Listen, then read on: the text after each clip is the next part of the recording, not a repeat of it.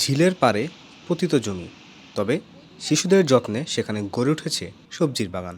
কোথাও দেখা মিলছে ফুলকপি, আলু, আবার কোথাও থরে থরে লাল শাকসহ শাকসবজির সমাহার।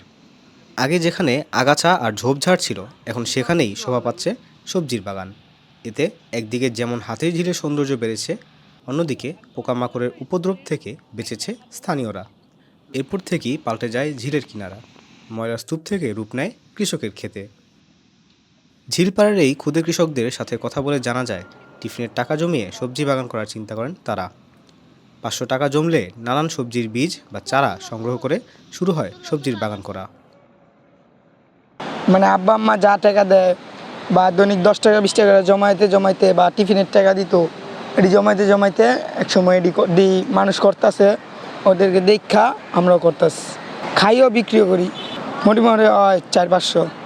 আলু বুনছি, সরিষা বুনছি, কাঁচামরিচ টমাটোমের চারাইছি, তারপর মূলা শাক, লাল শাক, পালং শাক, ভেন্ডি, ফুলকপি এগুলো চাষ করছি আমরা। খরচ বেশি লাগে না, 4 থেকে 500। আমরা বিক্রিও করি, খাইও, লাভ হয় 2 থেকে 300। এদিকে শিশুদের এই উদ্যোগকে সফল করতে সহযোগিতার হাত বাড়িয়েছেন বাবা মা এবং বড় ভাইয়েরা। তাদের অনেকে মাঠে নেমে জমিও তৈরি করেছেন। ইতিপূর্বে কৃষি অধিদপ্তর থেকে তাদের বীজও দেওয়া হয়।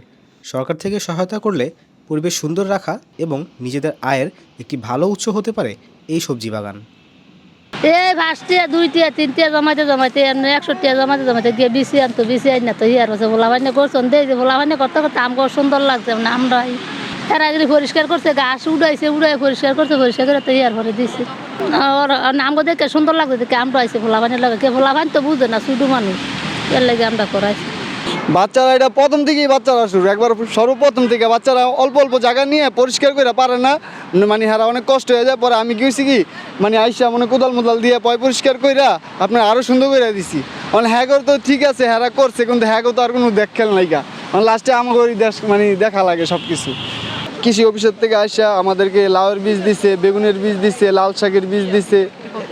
এই আপনার 6-7 দিন আগে আমাদেরকে বীজ দিয়ে গিয়েছে, তা আমরা এগুলো লাগাই দিছি, সব আল্লাহর মধ্যে হইতেছে।